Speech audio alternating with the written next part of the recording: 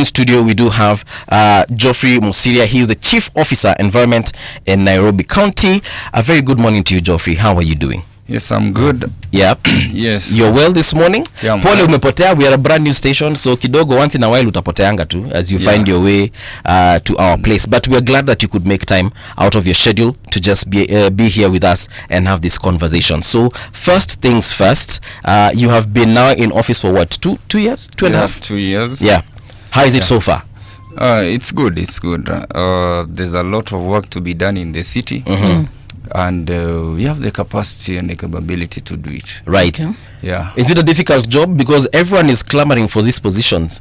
Mtu anataka kuwa waziri kwa kila county bana. Nasikianga huko kuna a lot of luxuries, but in terms of challenges, have you experienced any? Everything's just smooth sailing? You know, Nairobi has its unique challenges. Nairobi cannot be compared with other counties. True. Its population during the day is almost 7 million. At night is around 5 million. And all these people require services in Nairobi. Right.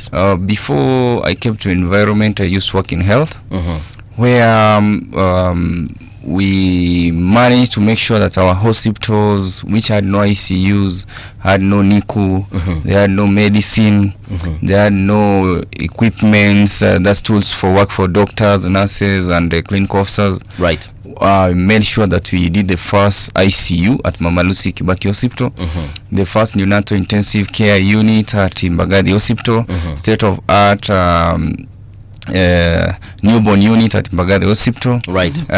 First, another second NICU now at Mama Lucy Piku at Mama Lucy, the first standalone eye hospital at Mama Lucy Annex. We installed the first CT scan at Mama Lucy Kibaki Hospital because people used to get accidents. You refer a patient to Kenyatta for a CT scan, along the way they die, life that could have been saved. And there's a lot we did. We made sure there's medicine in all our 124 health facilities. This is during your tenure as the person in charge of health in Nairobi. As the chief officer in charge of health. Yeah. Katibu mkuu wa afya gatuzi la Nairobi. So later on, I also made sure I did impromptu visits at night to make sure those doctors and nurses who are sleeping while patients are not being served, action is taken against them, because their work is to serve patients. You find that those who get to work, they want to sleep because they are tired. They leave patient unattended. Some patient could lose their life just waiting to be seen. Right. Because the doctor who should be seeing them is sleeping. And also sometimes during the day could walk in unexpected to see are there doctors, nurses, and all the people who are supposed to be on duty, are they there? I also did facility inspection, health facilities inspection. Right. Because we had facilities which procure even abortions, and young ladies and young mothers used to lose their lives. There are others which didn't have even the capacity to handle. Someone just opens a kiosk. He was a casual, maybe in an accident, an emergency. Right. Now he believes that once he has worked there for 2-3 years, he has the experience of being a doctor. So there's a lot we handled in health, and that's when His Excellency realized that he needed that energy in the environment department, because now health was working. Right. Yeah. And that's how I found myself in this department. Right. My background is not environment. My undergraduate from the University of Nairobi was BCom, Bachelor of Commerce. Master, I did business administration. Right. And I'm currently a PhD student at the same university. Wow. Yes. Congratulations. So environment is huge. There is issues of air pollution, noise pollution, management of solid waste generated from our houses, the parks and the open spaces. That's my work, to make sure that we green Nairobi by planting trees. And it's a lot. It's a lot that needs to be done, which requires someone to work beyond even your working hours, because the city has been polluted. I like how you've elaborated your your achievements in the health sector. Maybe can you just give us a brief of also what has been able to be done in the environment one since you came in? Yes, when I came to the environment departments, people in Nairobi were not sleeping. There was a lot of noise pollution from bars and restaurants, houses of worship, that's the church, mosque, and I started dealing with bars because in Kilimani alone, people are not sleeping. There was a lot of noise. You know, someone is licensed to operate a bar and restaurant. And you know, a bar and restaurant should not be making noise. A bar and restaurant is just to sell for you food as you take your beer, waiting to maybe have your small meeting, and it's supposed to open from 10 a.m. to 11 p.m. But now, someone opens a bar. When he realizes his friends are demanding for music, now they install amplified music. Right. They start operating illegally. 24 hours. During the day, it's a bar. At night is a nightclub. In areas that are not designated, you find your bar and the house of your neighbor is just like 10 meters. Or it's just the wall separating the two. Those people who are your neighbors are not able to sleep. There's a lot of vibrations in their house, a lot of sound. The children cannot sleep and go the following day to work. The sick people in the house are suffering. And you find this one individual who has employed, yes, maybe 10, 20 people, is disturbing almost 1,000 residents of this city. That's impunity. You go to Mirema Drive, it's still happening. Some of those people are playing hide and seek. You arrest them, take them to court, they have cash bill. They will pay, and that's money they'll make just in one night. So they don't care even if they are arrested, because they are able to take to find their way through the court because they have money. So what I said, I will arrest you today, tomorrow, and until you comply. You soundproof. If you have to play that loud music, because they, you know, some of these people are playing with impunity. It's a lot of impunity. They believe that they are above the law because they have money. They have their networks. But me, as a man who believes in the rule of law, I say they have to do the right thing. Is it possible that maybe perhaps I built my club here and it has been here maybe even since 1990, and this place was a wilderness, then suddenly now people have started building estates around my club? So why should I adapt? Why not? Because when I was given the license, nilijenga hii club na mlikuwa mnajua ni club. Ukijenga nyumba yako hapa kando ya club yangu, you need to in a residential area, we don't license clubs. Anyway, in residential, most of these people, they'll always, and it happened even before we came into office, they went and bribed their way to have their land changed from residential to commercial. So they are operating there illegally. And you see, it was licensed as a bar and restaurant, not as a nightclub. Bars and restaurants can be licensed. Because that's where people go to their neighborhood to just have 1, 2, 3 bottles as they eat their meal to go and sleep. If they want to continue with their music and enjoyment at night, they can always go to CBD areas designated for nightclubs. But now they have decided to operate with impunity, disturbing their neighbors, and with a lot of blackmail that they have employed people. You cannot claim to have employed people when your neighbors are suffering. Even if they found you there, you don't have a right to disturb them. You must follow the law. That's a catch-22. It's very clear. Be followed, and it's very clear, and no one is above the law. You have been, and there's not only the clubs, also the houses of worship, churches and churches. You find someone in an estate, especially in areas like Awangware, Pipeline, Kasarani, where your neighbors have young children, they need to sleep, they need to wake up and go to church. You have decided to play kesha you have keshas Monday to Sunday with amplified music disturbing them. They are not able to sleep. All they are hearing is a lot of noise. Yeah. Because you cannot say this is a holy noise which is becoming a public nuisance. Even if you go and read Matthew chapter 6 verse 6 ukiendelea, it clearly says when you want to pray, go lock yourself in a room. So let them go lock themselves in the church, play in silence. Yeah. So Don't just make a lot of noise to attract attention, because with most of these churches they were trying to attract members, Yes. to increase their capacity to grow their church. Sadaka ya And ongezeke. some believes when they see Pastor Ngang has a big church in CBD, they say Pastor Ngang also started with a Mabati church in some estates where they don't know how he grew himself, so they want to become Pastor Nganga. Yeah. But when Pastor Nganga started, maybe, or any other pastor, Yeah. he started in a way that he never disturbed their neighbors. Okay.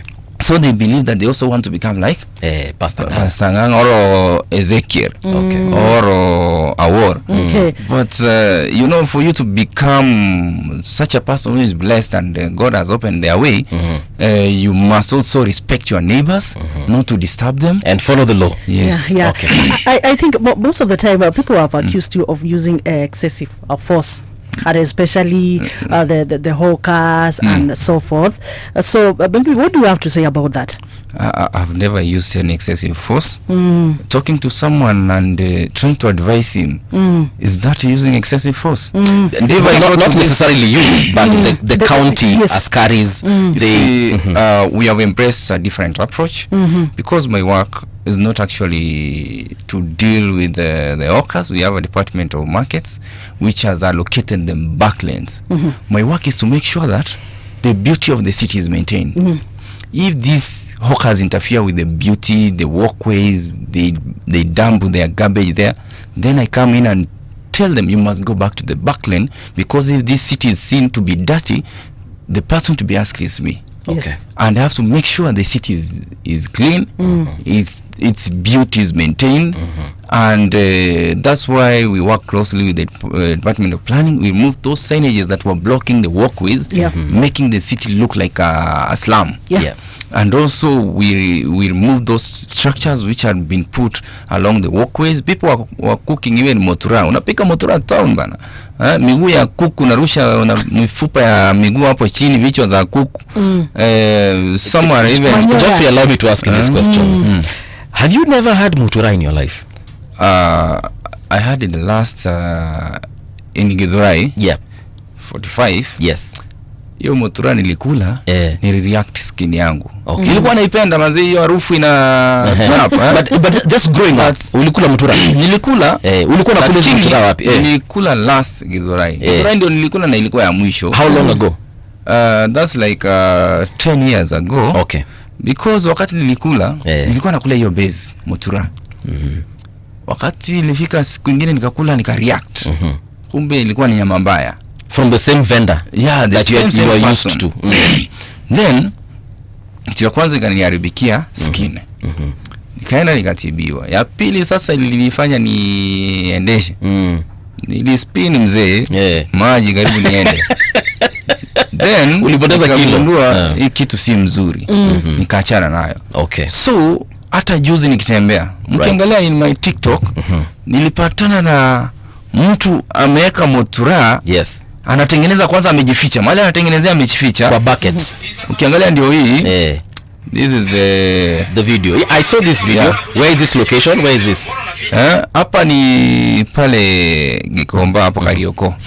Sasa kuna a lot of Kenyans who would argue that is the beauty of these street foods. The beauty of mutura ni ukikula pale ikiwa chafu na mainzi ziko hapo, usipoona inzi, usipoona mtamu yake. Yes. So a lot of Kenyans were like, let me tell you, most Kenyans wanasema na ndio maana ina slap, lakini kuna wengine wanasema mimi nilikula kupanda gari ilibidi nishukie njiani kwanza nifanye mambo kwa sababu tumbo ilianza kulia immediately. So not only that, hata hapa town ukiangalia kuna hoteli niliingia, they are selling food, nikaona takataka imemwagwa nje. Nikiuliza ni ya nani, watu wanamuogopa sababu yeye ndiye ana supply samosa zote tao, yeye ndiye ana supply hizo kangumu zote town, all those hizo makebabs. So kufika pale wase wananipointia wanamuogopa. Wanapoint kwa mbali hivi. Akasema hebu nifike nijione. The moment alifungua mlango, jamaa alikuwa amesweat. Ana sweat akipika hapo ndani. Alafu hapo ndani ni kuchafu. Mafuta ni ile ya kurecycle. Unaweza imagine ile mafuta unapigia mandazi alafu una recycle tena unarudia. Sasa ndani imejaa uchafu, takataka yote mpaka mende ziko hapo.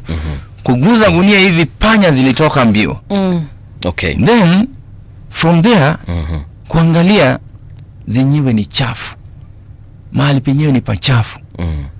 Na huyo ndiye anapika za mwako cheap. Hoteli zote za tauzi zinunua kwake. He is the chief supplier. Na again hata si huyo. Kuna kwingine niliona tulienda tukasikia harufu. Unajua hiyo ni ya pollution, harufu mbaya. Tukiuliza tukaelekezwa kuingia ndani. Tulipata ni matumbo imeoza na ndio wanasema hii ni ile ya kupika mutura. So what we eat in our city sometimes, be careful. People are consuming poison. That's why today every person is suffering from H. pylori. They have constipation issues. People have acidity because of what we are consuming each and every day. You know, the food you consume in your stomach is it could be medicinal to you or poison to you. So what most of us are consuming is poison. I tend to believe there are some other departments that you should be working on, like the case of the hotel, dirty inside. Well, I know maybe there's a limit to where you can reach as an officer of environment. But we now have a public health aspect, also an environmental aspect. I want to maybe you can tell Kenyans what plans are there or what policies you've put in place to ensure that these departments are working well, because I think you will do your part, but there's somebody else who has not done their part, and also the Department of Urban Planning, because of the issues of flooding and so forth. Maybe what policies are there to ensure that you work together? You see, every department has its own policies. For environment, we have those guiding us. Like the one for Solid Waste Management Act of 2015, which guides us on how you manage your solid waste. You see, like 10 meters radius, it's your responsibility to clean. Even that drainage next to your house is you to clean it and make sure that there's it's clear for when it rains, water can flow. There's no floods. But now the people of Nairobi, they believe that everything is done by the government. That's why even when we installed dustbins, they came to CBD, they destroyed them, they said it's our tax. But now, do you go to your house, destroy your TV, and say it's my money, it's my salary? You go and burn your house and say it's my money, it's my money, it's my house, it's my mortgage. You don't do that. You have to protect what is yours. So even that drainage, you have to protect it. Some people, they want to build a big house, even if they live near the river, they just want to build even to the riparian land. And this is historical. It's not something that started yesterday. And it's something that needs to be fixed now. And you know, when you're doing the right thing, many people will hate you. Sometimes I go to my way. If I see something is wrong, it doesn't mean it has to be in my department. I have to sort it out, because we work in the same county government. Tomorrow I may be posted in that department, and I saw that mess happening and I never sorted it out. As I'm moving around, because most of my work is on the ground, and I normally document my work not for PR but for educating people, creating awareness. Some are saying that Mosiria is a content creator. Why can't they also call the president is a content creator because he goes live when addressing the nation and launching projects? Why can they call the governors, the MPs, the MCAs content creators because they also post their projects and their achievements? And also post enforcement actions should be recorded, because someone like hawkers, you know, they create chaos, they attract attention. Then when you get all of them, you just take a video where they are very chaotic, where they are trying to show that they're being mishandled. Then online will burst that this person is mishandling and harassing the hawkers. Mine, when I start, it shows how I started. I go there, I introduce myself, I request the person, the hawker there, namwambia ma'am, kwa heshima na kuomba kwa heshima uondoke uende mahali ambao wametengewa, because you can't have 2-3 hawkers like the ones who are making a lot of noise, shouting at me, harassing me for being humble and being a government employee who has respect for the hawkers. They want to take advantage of that. I'm not that person who goes with a scary and say beba hii mwaga chini, piga wao, rusha kwa gari. I'm not that person. I'm that person who go there with a lot of respect, because some of them are older, like my mother. Some of them are could be my sisters, my brothers. I handle them with a lot of dignity, with a lot of respect. But those mamas, at their age, they hire kids to come and use to sell products in CBD. You know, where they are seated, if there was a stampede, we'll lose our life there. Someone will just die. If people start running in town, there's maybe an attack somewhere or a gunshot. See, they'll step on the kid and kill that kid. We'll lose that mama. I mean, and what you're saying makes a lot of sense, and it's a good thing. And personally, where I sit, I am seeing the sense in what you're saying. However, like in the video that we saw of those ladies in the streets, I think they were close to archives or something. They, when you ask them kwa hiyo heshima umesema, they were very hostile towards you. You know, and I don't think it was specifically hostile towards Geoffrey Mosiria. It was just hostility towards the government of Nairobi. It's not about that. That's survival tactic. In Nairobi, if you want to survive, you must behave like a madman or a mad woman. In Nairobi, if you want to survive, you must create chaos, sell fear, so that people don't touch you. That's how they survive. You don't think the people of Nairobi are angry at Nairobi? It's not about government. It's about creating chaos to survive, to continue selling there, while blocking the people, while other hawkers are at the back lane. And these other hawkers will say, why are they special hawkers? But they have mastered the art of selling fear to the employees and using the card of poverty, trying to justify that poverty is a card, is just an express permission for you to break the law. Let's not use poverty to seek sympathy. Everyone is poor, even you are poor. Even me, I'm a poor person because I haven't achieved what I want to achieve in life. But that does not mean that I go out there, I use that poverty card, break the law. Then you start saying, yes, I'm a poor man. Why do you think they do not want to sell at the backyard? You see, they want to be away from other hawkers, to avoid competition with others, and to sell fast and go back home. But again, while doing that, they're breaking the law. They're obstructing the movement of the pedestrians. And he was even wondering, why should an honorable member go to his wall, try to incite hawkers that they are poor, they should be allowed to do business by breaking the law. And this is someone who is a lawmaker who sits in parliament where they say we need order in the city. Then how do you, the same leader who should be calling for order in the city, call for disorder, so that there's a lot of confusion to advance your political agenda? Because this city, everyone want order, everyone want to move freely. You know, you can't walk to River Road because the workers are all over now. After that incitement, they're all over. They even they have moved even to Uhuru Park, outside Uhuru Park.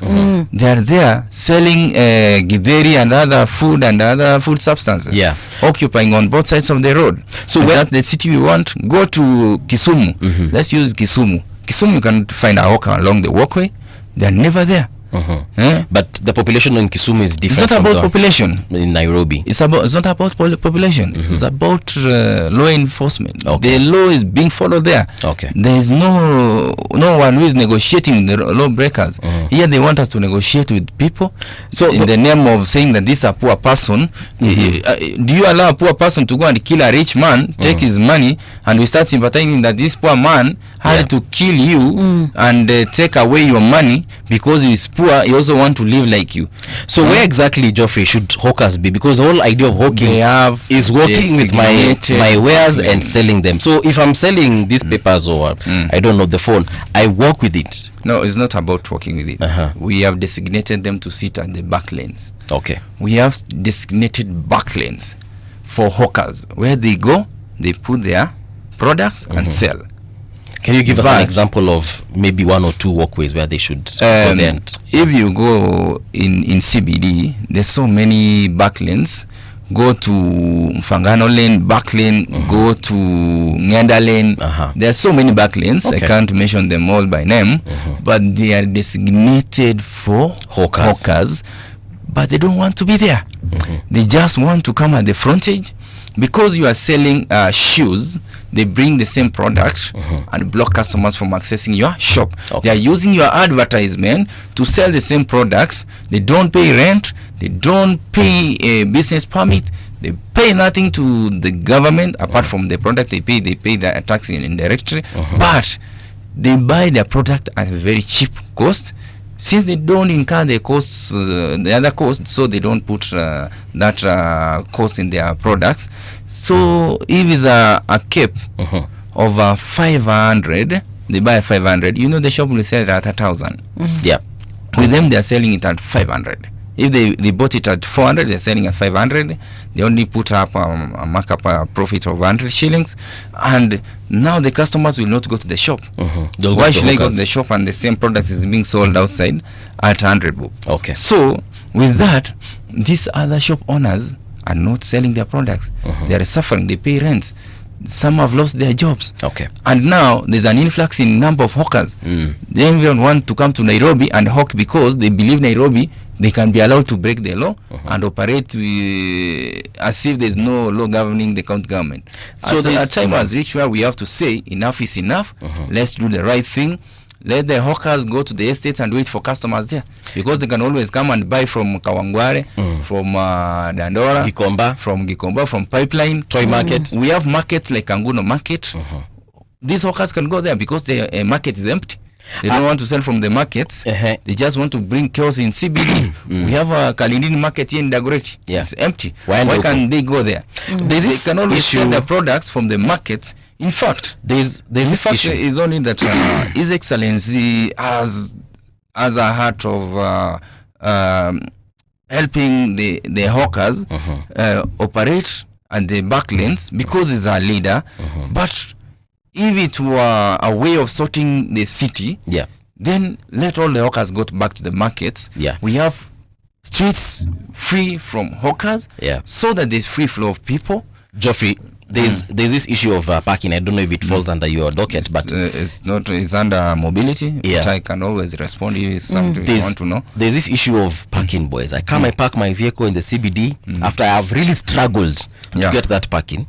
I park, but when I come back after I've already paid the county government, napata jamaa ananiambia ni muone za macho amekuwa akichunga gari yangu. Those are criminals. Are they part of security of the county government? No. They should give them. The problem is the people. The people are the one who are encouraging them. Why do you have to give someone money? That's a thief. Because how secure, how secure is my car? Because we have seen so many times, like umeacha gari yako. These are thieves who come and steal your vehicle so that they sell fear in you. You pay them to continue operating. It's a cartel of thieves. That's why I'm chasing away street families. These street families is part of this cartel. They're the ones they used to steal from your car. Then now they instill fear in you. Once we get rid of all the street families, because most of these kids, they have homes. When they come to Nairobi, it's like they go through a certain training where if you come to Nairobi, you run away from school. Your parents want you to go to school, but you don't want to read. Some did a mistake back at home and ran away. Maybe alipasua TV, akapasua simu ya mamake ama ya babake. Juni mkali akatoroka kuja Nairobi. They're all in the streets. Once they get there, the language is my father died and my mom, I'm an orphan. When you hear the word orphan, you sympathize with them. And the money you give them, they will not buy food. They will go and buy jet fuel, which they sniff, inaitwa msi. Or actual jet fuel. Not petrol. Kuna access ya fuel, lakini wao ya petroli, wao kuna access ya mafuta ya ndege. Umeona petroli, unanunua There's a cartel which is operating that business. And I've engaged in Nakada. We want to get rid of this cartel, because once they don't get this jet fuel and another drug, now they will be sober. They will feel cold in the street, they'll go run back home. But with this jet fuel, once they have consumed, they become drunk. They sleep like a baby. Even if you wake them up, they'll never wake up. They become a zombie. They become a zombie, and some walk with a lot of mucus running from their nose, because now when you behave like a zombie, you see someone walking like you don't have control of yourself. Yeah, and they are carrying some sacks. You think the inside is bottles and other things, but they are transporting drugs. Okay. They are the people who are used by drug peddlers to transport drug and other illegal substances within CBD. So when you see these people, you know, nobody will bother to touch them. Of course. They know what they are carrying is recyclable. Wanajifanya anaingia kwa dustbin, anachukua bottle, anaeka, akiendelea bebeba, kumbe ni drugs, hizi cocaine, hizi heroin, hizi mafuta ya ndege, changa. Unajua changa hizo CBD. You've actually ati changa iko wapi? CBD. Hii CBD moja tu hii. Enda huko River Road, huko ngenda leni, huko chini, huko hizo machumu. Yeah. Unapata mtu nikiwete ati yako hapo chini, ameweka kakikombe ka kuombelea na amejisurround na magunia na mauchafu. Ndani hizo magunia ni pombe anauza miadarati. So you want to tell me that in the CBD, sometimes what we see as, you know, hawkers or street families are those actually businessmen in business. Have you ever arrested one mkawapeleka kotini? You see, the work of arresting those people, those criminals, is police work. The best I could do is to just get them and hand over to the police. Now the rest of the work to process them to court is the police, because that's a criminal case. You see? Okay. They are the same people who come and see the manuals. When you go in town, watu wamevunjika miguu town. Yes. Na hiyo manual ilichukuliwa na uchokora. Kuna mmoja tulishika juzi, na washikanga naeka kwenye mtandao, so that their families can trace them. This person, the mother texted us. He disappeared 20 years ago. They knew he was dead. Yeah. Until they saw a video on my wall. There are so many kids I've posted on my social media. Yeah. Their parents have shown up. You know what happens? Yeah. Parents know that their kids are dead, but in real sense their kids are alive in Nairobi and other cities where they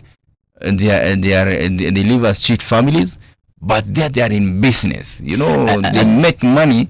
Most of these street families make a lot of money in the streets. The families they come from, are they well-off families, or they are also equally struggling? You see, if your parents can afford to take you to school, then it means they are able to take care of you. But these kids, they don't want to go to school. Yeah. Like there's one from Roysambu sub-county. Yes.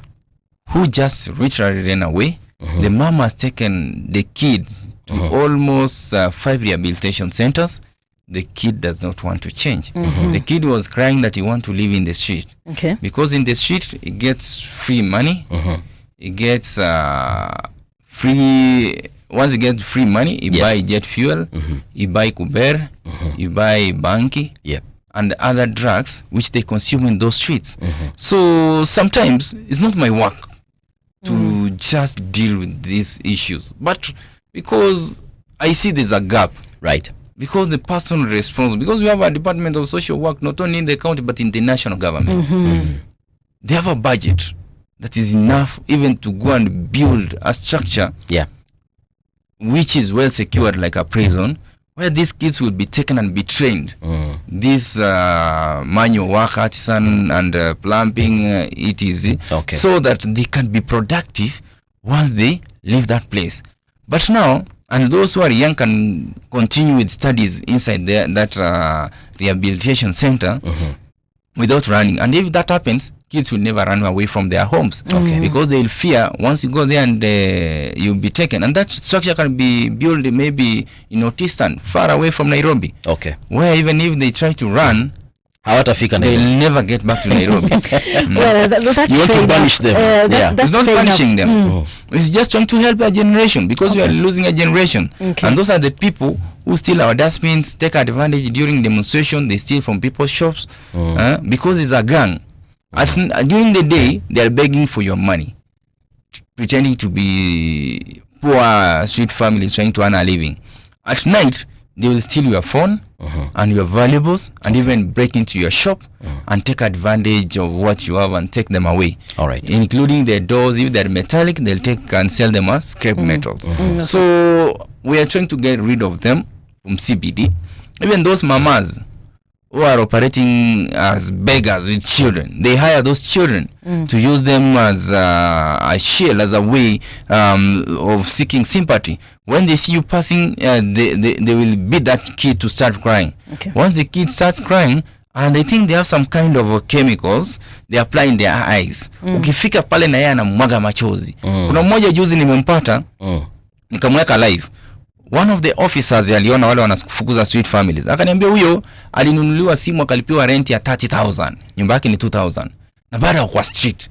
Because to her it's work. Okay. As you wake up to come to this office, she wakes up to go to the street. The streets. And again, most of them, their relatives, their families, they know that they are working. Okay. Now that I'm exposing them, they have started running away from CBD. Okay. Now what I'm doing, I go and take a photo, I post on my social media, their relatives, they show up. Okay. There's an issue here about dumping, and there's the issue of the Dandora dumping site, which was supposed to be closed. But maybe you can tell us the update about it. And again, there have been complaints and issues of maybe claims of corruption in terms of giving out tenders on garbage collection. Maybe what do you have to say about that? What I say is this. Dandora dump site, it is the designated county dumping site. Yes. It is gazetted. And what we are doing, because again we can't be taking garbage from Nairobi to go and pollute Dandora, because there are people live around that dump site. We are working on a waste to energy project, which is going now to recycle the waste, convert it to electricity and other valuables. So it's ongoing. It's a process that is ongoing. It's a procurement process issue that we are working on. And on the issue of tenders, there's no corruption. You know, tenders are advertised, people participate, they undergo the procurement process until they are awarded the tenders. So don't listen to those propagandas being propagated outside here by politicians who don't understand procurement process. They never went to school to study procurement. The only thing they went to school to study, maybe it's other courses. Even some of them, the degrees they have, it's procured. You know, when you see people making noise outside here, go do background check if they ever attended classes. Okay. Geoffrey, there's something you said a few minutes ago, maybe about 2 minutes or so. You said that these are the the street families or the criminal elements within Nairobi that end up destroying people's properties in the CBD, especially during times such as what we had last Wednesday. But you've also been accused, together with your boss, that is Honorable Sakaja, of perpetuating the violence that we are seeing in the streets of Nairobi, especially during protests. What do you have to say about that? You know, that's an accusation. Myself, I was at home. The only day I was seen in town is when they were destroying the dustbins. Newly installed dustbins. That's when I went and tried to secure them, those that were removed and were in the streets. Because again, if you just see someone destroying a property, go tell them, please don't destroy, this belongs to you. I was trying even to educate them, trying to tell them, please don't destroy what belongs to you. On the issue of guns, those are propagandas. It's reverse psychology being played by politicians. Some of them from Embakasi who think that by playing reverse psychology you can become the governor. And I always tell them, we know them. We understand where they have come from. Someone who can shoot a DJ for refusing to play his favorite song and again greeting his girlfriend in the club doesn't make him qualified to become a governor. Tomorrow he becomes the governor, he will shoot all the men who will try to greet his wife and girlfriend. So let's not work out of emotions, and let's not just fall victims of reverse psychology. We are educated people. We don't buy such kind of propagandas.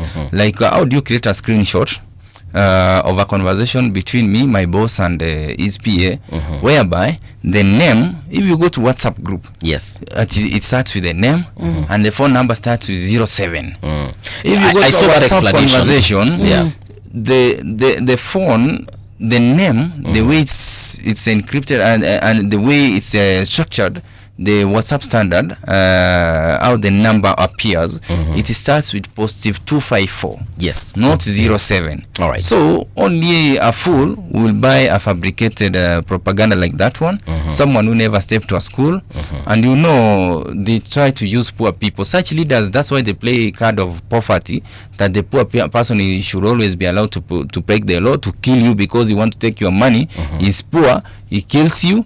Yeah. Then you will separate the poor that he has made his money, while the rich person has been killed. There was the same thing they are doing, yeah, by fabricating such propaganda to win the hearts of the poor, because they believe the poor are many. Right. They'll vote them in, and they continue now, even they become worse. You know, such a person is very dangerous. There were some images that circulated online with that watch. Up to it. Is it? It's up to it. Yeah, this watch, any person can wear it. Even you, if you want to go and feed the kids, Okay. you can always come to our offices, or to go to the school will be given for free. You load money. You use it to feed those kids who cannot afford a meal. It's just 5 bob. Okay. So some of those Wait. people, I load money into the watch. yeah, there's a way you load. Okay. There's an application. Uh-huh. Once you load it, like 1,000, Right. divided by 5, you are able to feed like 200 children.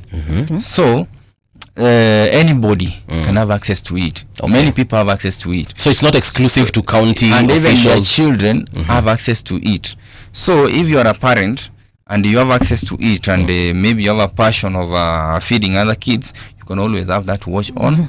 You load money. You can walk to any school, not a must the school where your child is studying, to any other school and feed kids.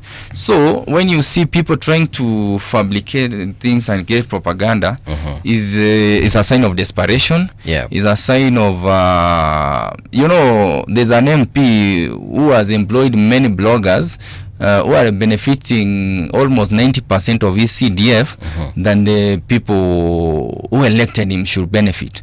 How do you employ bloggers all over the country? You, instead of going to meet the people and discuss development, you are meeting bloggers in a hotel and discussing how you are going to defame the government that is serving the people to look like it's doing nothing. Because again, we know you have a lot of beef with Embakasi East MP Honorable Babu. It's not a beef. Yeah. These are facts. Yeah. People have pointed out that it's a beef because perhaps you might be having also your own ambitions in Embakasi East. No, I don't have ambitions. So what's the deal there? I don't have ambitions of taking his position. If I ever had ambitions, then I'll be camping there and campaigning and talking to the people. I normally go there to collect garbage and leave. I normally go there to plant trees and leave. And it's my daily routine job. So I have no interest whatsoever. It's only that he fears, because we once vied against each other in the University of Nairobi, Right. where I won the election, but he was literally leagued in by administration because he had blackmailed them. The University of Nairobi administration. Yeah. Okay. He had blackmailed them. He had some Damning. some document which could take down the entire administration, involving the VC and the finance department and procurement, how they were doing their business there. Okay. So is someone who has survived in blackmails. You will always play a victim to gain sympathy. Did you know this at the time?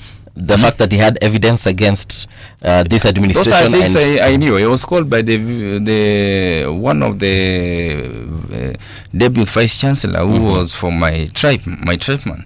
He told me, where is a switch? We request you, please don't bring chaos. Yeah. This man has ABCD, and if it goes, we all go.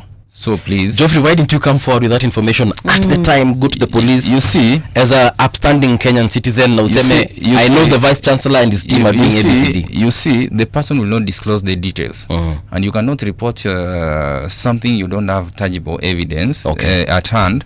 But it's true, it was there. The way he told me and he begged me, it was a clear indication. And he was literally leagued in, and his politics was using goons.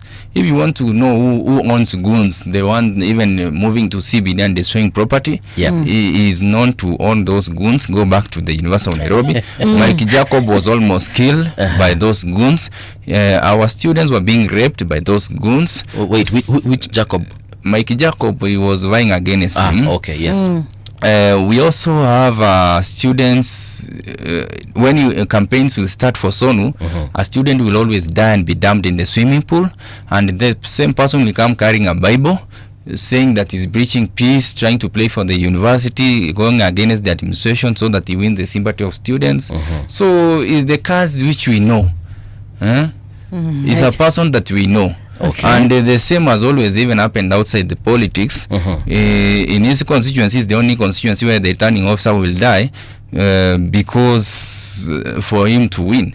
So it's something that we pray that it be investigated well, because if you see right now there are goons moving around CBD behaving as hawkers to get Mosiria and attack him, so that it looks like hawkers have attacked Mosiria, and it's the same person who has hired those goons to move around. You see, and you have this information, or is it one of those things you're paranoid and you're probably thinking? Me, I'm not paranoid. Me, I always get facts. Because the people I deal with CBD are so many, and when you get such information, don't take it lightly. So you have your own informers. Yeah. Well, I'm just thinking, like, why is it that now you're saying these things here, and kama hizo za shule, why was it not reported? Why didn't we see any action taken? You see, back in the university, the system was corrupted. It was a rogue system, which at that time, how it operated, and I was a young person. I also didn't have advisors to guide me that go and do this how it's being handled, but we learn in the process. But let's not dwell in an individual. Let's discuss issues affecting Nairobians. Let's go back to issues of environment and discuss how we're going to manage the solid waste. Like right now we have so many illegal dumping sites in estates. People have converted their piece of land to sorting center, where they bring garbage, they remove recyclable. The rest of the waste, which is organic, they don't need, they're supposed to take it to Dandora, like in Gitanga Road. Someone is benefiting out of that waste. That's someone's land. Someone actually once told me that there's a cartel in charge of Dandora, that for you to dump your waste at Dandora. That's what I'm saying. All those dumping sites, they have people managing them, cartels. So they earn out of it. So even if you try to close it down, there's a lot of even political interference. Someone will come and say, maybe the area MP, MCA, that these are my boys, they're running out of it. But again, they forget the people suffering from the pollution. They are also his people, his voters. So we really need to have a way, if they have to do this business of recycling and getting waste pickers, they have to be organized, because they earn out of it. They can always get a private service provider in waste collection and transportation to transport it to the final disposal. And also, if you go to Recon Road, the biggest dumping site that we closed down, the people who are running it are cartels. There are people who are being paid by a truck to dump there is 2,000.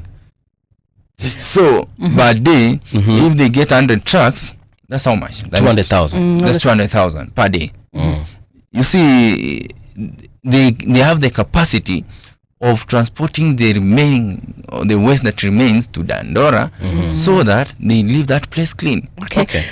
That's fair enough. We have a few minutes remaining, and I have a question around planting of trees. We heard that there's that push to plant 1 million trees, and now the question is, people have tried planting trees, and now the question is, how feasible is this project, this push, and how many of these trees have been able to survive up to date? The county government of Nairobi, we have our targets. Like so far we have planted more than almost 2 million trees. I'll have to give the exact number. But every Friday we must plant trees. Every sub-county, we have our teams there. They're planting those trees. But again, it's not only a government responsibility. It's an individual responsibility to plant trees where you live, because the air we breathe today is polluted. There's a lot of vehicle emissions. We have industries, smoke and other fumes that are being emitted from those industries. The air is literally polluted in the city, and most of us are victims of air pollution. When you see me, sometimes I'm pulling my nose. It's not that I have mucus, it's the itch. My nose itch, because when I go to polluted areas with a lot of dust, they itch, and they really affect me so much. So that's why I'm also encouraging all the developers, when you are doing your development, there's law guiding that you have to plant trees, you have to leave green spaces. Today there are a lot of flats in Nairobi because the developers they have been building houses not considering green spaces. When it rains, all the water will find itself on the concrete, and they will all flow to the drainage system, which was not built to accommodate that growing capacity of the population and the ground being covered by concrete. That leads to floods, especially in areas of parklands and in other parts of Nairobi. Okay. And even in Kilimani. It's because it's an historical issue which is started from the previous regimes. Approvals were being given without considering issues of drainage and sewer, and that's why we are experiencing this problem. But again, it can be sorted because the county government is working on trying to increase the capacity of the sewer, the drainage system, so that we try and mitigate these floods that are affecting the people of Nairobi. But again, all this is a problem that has been created by the people of Nairobi. Developers who just want to construct a house, not considering about their neighbors who will be affected. Some even build on top of the river. And they diverted the river to the stormwater drainage system.